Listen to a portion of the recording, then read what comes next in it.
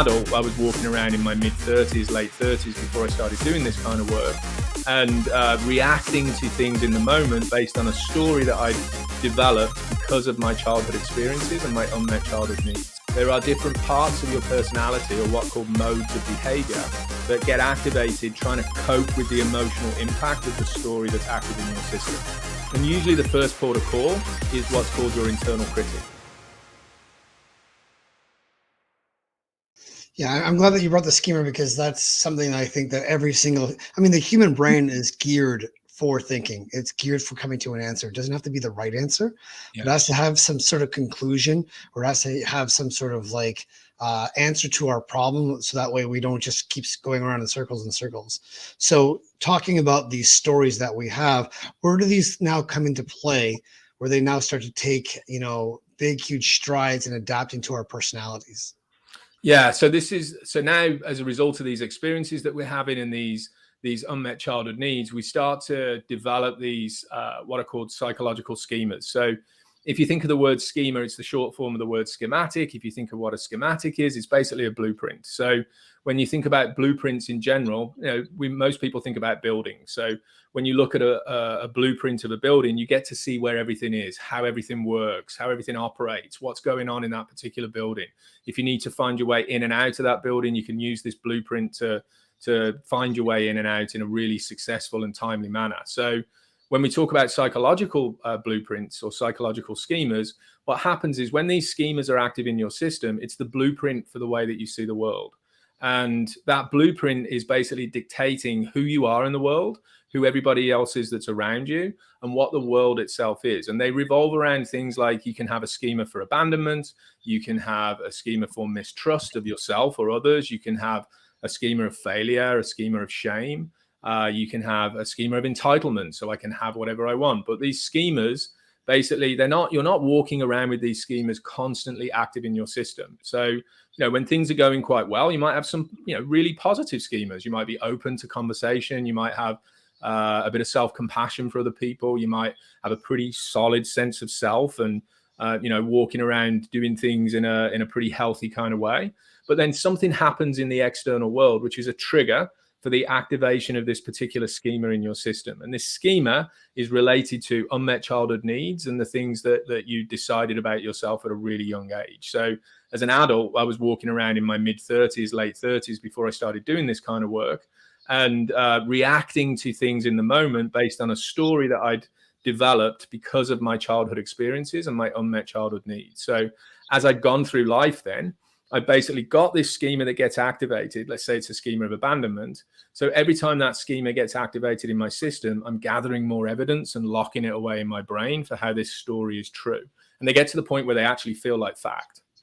And it's funny that you say that, because I was like world class, a great schemer of anything that I can manipulate back to my woe is me, or that person's against me, or that person's racist, or that person hates short guys with curly hair, like all of these things here that I just created. And like one of the things that I was thinking while you were saying this is that doesn't make my set of eyes I'm not. They're not viewers; they're projectors. Exactly. Because from what you're saying, the schemers that are coming up, and it's not like consciously I see something I don't like, and my brain goes, well, you know what? There's that unmet childhood need there, and you've got that open wound from when you were a playground, kid, and you got bullied on the monkey bars, and that guy, another person in front of you is now like parading around as that bully in your mind. Psychologically, that happens like this, boom, and I'm triggered.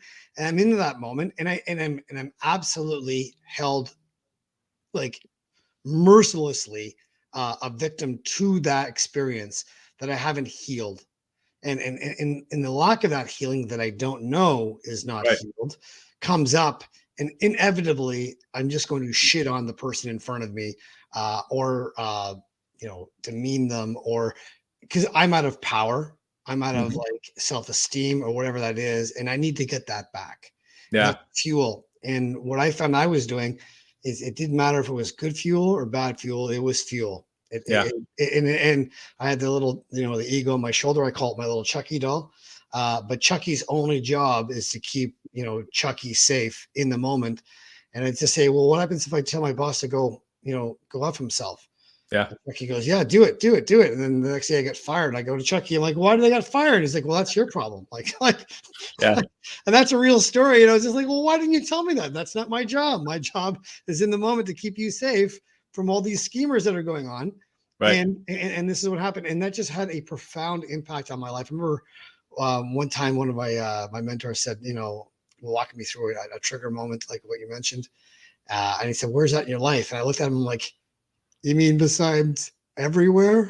Yeah. It's like, it was like, that was my whole life too. So Yeah. I wanted to get back to that moment there. So like eyes being projectors. Yeah. So not something that you see, but there's something that your schemer belief system or is now projecting upon what you are seeing. What's the impact upon what we deal with in people's lives? Yeah. So, I mean, everything that you're talking about there is completely relevant to where we're going in the conversation now, because when these schemas are active and something happens that activates it, you're right. The way that you're seeing the world isn't necessarily based in actuality.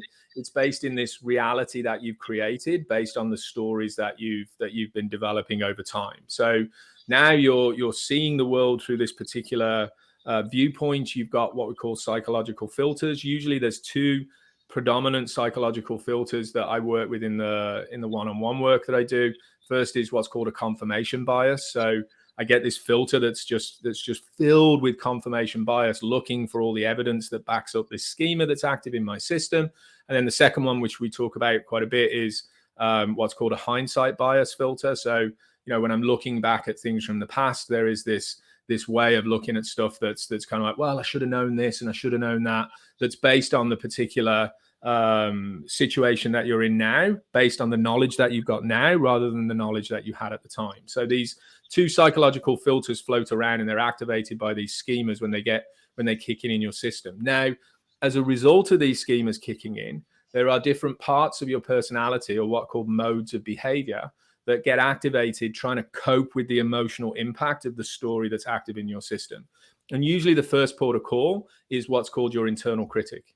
Now, your internal critic is basically an internalized version of either something that you heard when you were a kid or something that you felt when you were a kid. So, this internal critic either starts making demands of yourself or other people, or it starts criticizing in a really punitive way, talking about, what a loser you are, or what an idiot you are, or how stupid that person is. And it starts to ramp up the emotional experience that's in your system, which then activates these other parts of your personality that are kicking in, trying to cope with that emotional experience that you're having. So the first port of call that we really need to look at when we're doing this kind of work is understanding your internal critics and the role that they play in the way that your emotional experience plays out.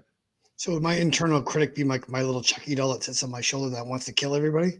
Yeah, and that's why it's really important to understand the language of what's going on inside of your thought process, right? So we want to listen to the different language that's happening in your thoughts, so that you can start to identify these different parts of your personality as they're being activated by the story. So internal critics basically fall into demanding or punitive categories. So the demanding critic is, they shouldn't have done it that way. They shouldn't have done it like this. You always make that mistake. You always do these things.